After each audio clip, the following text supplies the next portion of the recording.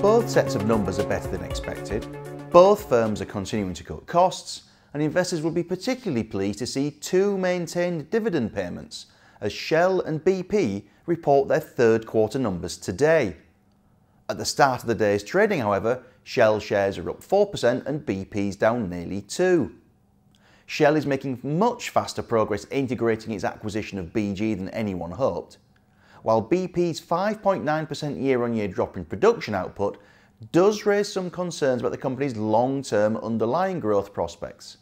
Shell's output came in flat, excluding BG, and up 25% including its purchase.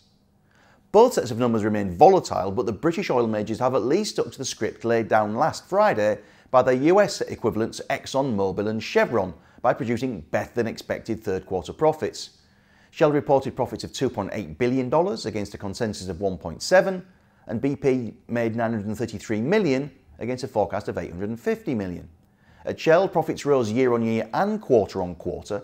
Both upstream and downstream activities, as well as integrated gas, showed quarter-on-quarter improvement.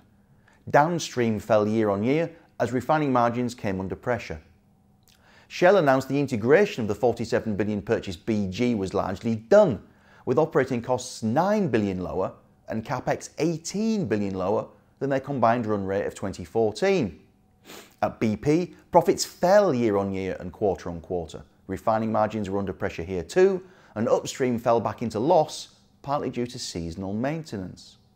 More positively, BP announced capex would come in below budget at $16 billion, down from the 2013 peak just shy of 25.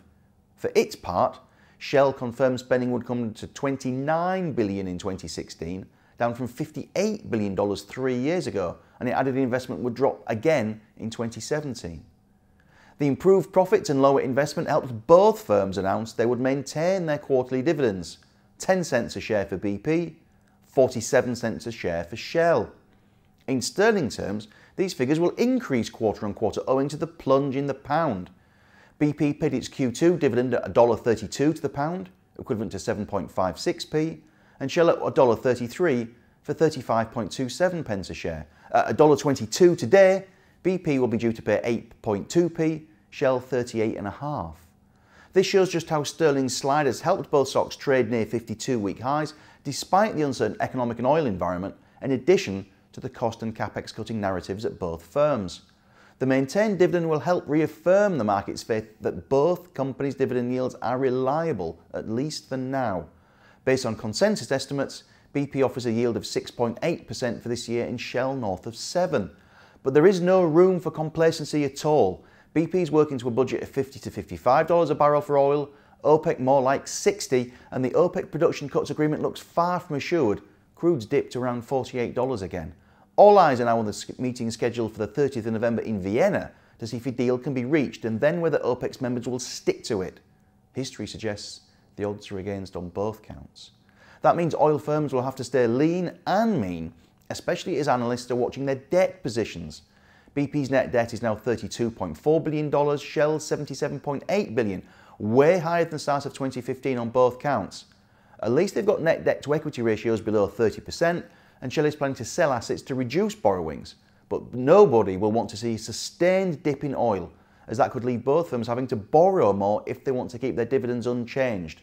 That may work in the short term, but can do damage to a company's long-term position and growth prospects if debt begins to inhibit investment for growth over time. So thank you for watching, and I look forward to seeing you on another occasion.